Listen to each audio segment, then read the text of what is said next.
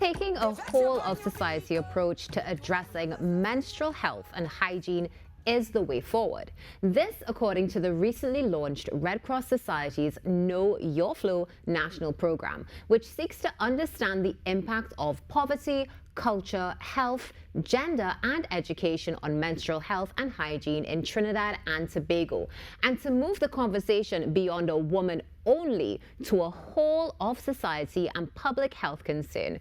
So this morning we have with us in studio Alejandra Mendez. She is the Community Liaison Monitoring and Evaluation Officer at the Trinidad and Tobago Red Cross Society. Alejandra, good morning. Good morning to you and good morning to all our viewers. Welcome to the show and thank you for being with us so early in the morning. We appreciate it. Thank you for the invitation. And we appreciate this new program because, as we were discussing before we went live, you know, this is something that we need to be able to have a national conversation about, and there's still a little bit of an embarrassment attached and shyness to it, but I know we're going to get into that in a little bit. Let's go straight into Know Your Flow. Yes. What inspired this initiative? Right. So during the COVID-19 pandemic, Red Cross was on the ground visiting communities, vulnerable communities. A lot of people lost their livelihoods. And when we were doing the needs assessment, many women expressed their challenge to accessing to products. And you know, there have been many initiatives of period poverty. However, when we started talking about it, it was like more layers of issues came about.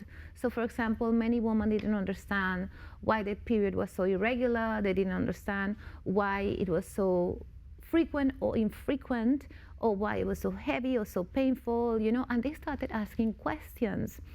And we understood that we needed to go beyond period poverty. We understood that we needed to address this matter a little deeper. Yeah. Even when we went to the National Health, Sexual and Reproductive Policy, menstrual health is a bit overlooked. So that is how we decided, okay, let's do the research, let's see how we can make a different impact or a deeper impact. Well, I think you've definitely found an approach with a different impact, because the inclusion of men and boys is something that really is, I dare say, thinking outside of the box, but long overdue. So I'm assuming, given the on-the-ground research and work that you've done, that would have driven your decision to include them. And aside from that, how has it been accepted so far? Well, it's interesting because a lot of people ask, you know, what men and boys have to do with menstruation. This is about women. Yes. And this is exactly where we want to take the conversation. It's not about women. Why? Because we live in a society where men mostly generate policy, where they make decisions, and they make decisions about women's lives. Yes. For example, when facilities like sport facilities or schools are designed, they are mostly designed by male engineers.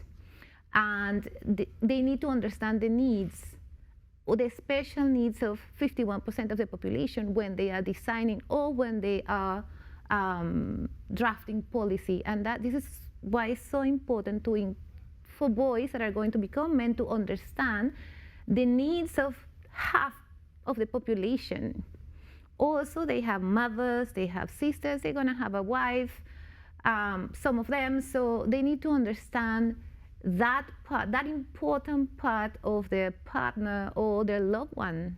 So Alejandra, I was actually just about to ask you what effects you found that boys and men have upon women and their menstrual issues, their hygiene, all these different things. But I mean, I think you just answered that question for us. So my next question to you is, what about educating boys? Right. So what we're doing right now, we just launched yesterday a school initiative. It's called the Know Your Flow Challenge. I asked all parents to talk to the schools and figure out how their kids can participate, because it's you know, the prizes are really nice. And we're asking boys to give us 5 words that come to mind when they think about menstruation. with this, we are trying to understand their perception of menstruation. We've done a pre-research, and it's fascinating what they come up with. The other thing that they need to do is to write 5 questions that they have around the subject. So based on this, we want to have a little understanding on where are the gaps in knowledge and how we can bridge them. And this is part of a wider baseline study that we are going to start perhaps in September. We are now developing the tool, but we want to understand the intersectionalities between poverty, education, access to products, access to health, and advocacy. So it's such an important conversation. I mean, you started mentioning, of course, that which we've all been experienced or been exposed to, period poverty, talking about, of course, access to education, boys understanding what this young lady or young woman is going through. Now, let's talk about the challenge for a bit. One of the things we spoke about before we sat down this morning is the fact that there's still some shyness and possible embarrassment associated with the menses of a young woman. So how also do you think you'll be able to tackle that with the inclusion of young men as well?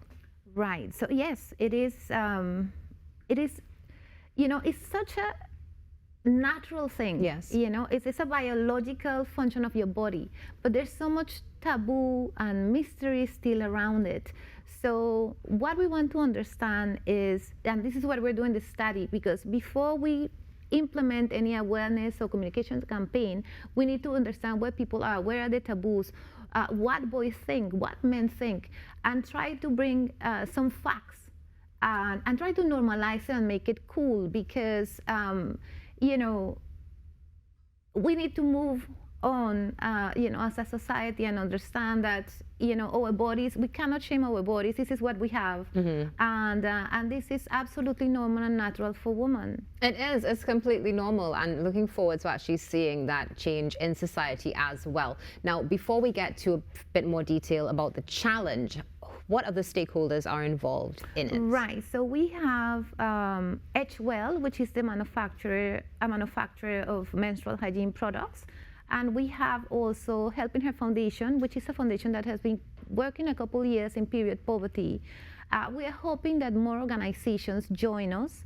Many organizations have come before us. We stand, we've seen their interventions, and we want them to come and join us, because we need to create a national platform to advocate for policy. Yes. Because in the end, this is what we want. We want to make this sustainable. Period poverty is not sustainable. We cannot, every month help thousands of women, but we can draft policies that address the society as a whole. So this is the end goal. Agreed, and absolutely necessary. So tell us a bit about the challenge, where we can access it, who can take part in the challenge as well. Well, we need champions. We are looking for champions to come and talk about it, not champions in the communities, champions in schools, in health centers, coaches. I mean, we really want to disaster preparedness, disaster relief actors. So we really want many layers in the society to come and join us to address these at all levels. Okay. So not only international organizations, but other NGOs and community organizations as well, and individuals. Everybody can come to Red Cross and be part of these initiatives. Alejandra, where can we get more information about the challenge and just about the initiative in general? Right, so you guys can call 747-2327, and you guys can also write at Know Your Flow at ttrcs.org. Okay, wonderful. So viewers, you heard it here. Let me just repeat it to make sure it's correct. 747-2327, is that correct? Correct. Wonderful. So that's where we can get some more information and really see what comes out of this initiative, and looking forward to seeing national policy be affected as well. I mean, period poverty is just one of the things that we need to be able to overcome, not just, as you said, 51% of the population, but globally as women. And I Correct. think sometimes we don't realize how impactful it is and the role of men so important in our future. Alejandra, thank you so much for being No, with thank us you this for having morning. me. It's been a blessing. And again, remember, viewers, you can also be a part of this. You can get more information at 747-2327. This is the Now Morning Show. We just spoke to Alejandra Mendez from the Trinidad and Tobago Red Cross Society. There's more coming up. Don't go anywhere. This is the best space for you to be this morning.